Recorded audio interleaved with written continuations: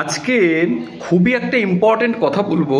সেটা হচ্ছে যে এই চার রাশির মানুষ লাইফে কোনো সময় সুখী হয় না। হয়তো তার কাছে অর্থ চলে আসবে, হয়তো তার জীবনে সফলতাও চলে আসবে, কিন্তু সুখ আসবে না। এই চার রাশির মানুষ বেশিরভাগ ক্ষেত্রে আমি দেখেছি। আমি তো অ্যাস্ট্রোলজি নিয়ে এভরিডে রিসার্চ করি, তোমরা প্রত্যেকে জানো যে আমি দীর্ঘদিন ধরে অ্যাস্ট্রোলজি নিয়ে রিসার্চ করি। তো আমি দেখেছি চার রাশির মানুষ, আমি বলবো সে কোন সে চার রাশি কোনোদিন সুখী হয় না। প্রথম যে রাশি সেটা কি বলবো, তার আগে যারা এখনও তোমার প্রোফাইল ফলো রাখোনি তারা অবশ্যই আমার প্রোফাইল ফলো রাখবে। যারা মনে করছে যে আমার একটা কনসালটেশন নেবে, একটা গাইডেন্স নেবে, তারা অবশ্যই আমার হোয়াটসঅ্যাপে বুকিং করো। তোকে জানো যারা আমার থেকে কনসালটেশন নেয় তারা জাস্ট রাজ করে। প্রথম যে রাশি সেটা হচ্ছে কি, সেটা হচ্ছে কর্কট রাশি। খুব সত্যি, অপ্রিয় সত্যি, যেটা কোনো সুখী হয় না। হয়তো জীবনে সফলতা আসে, সব কিছু আসে, কিন্তু সুখ আসে না। দ্বিতীয় যে রাশি সেটা কোনটা, সেটা হচ্ছে কন্যা রাশি।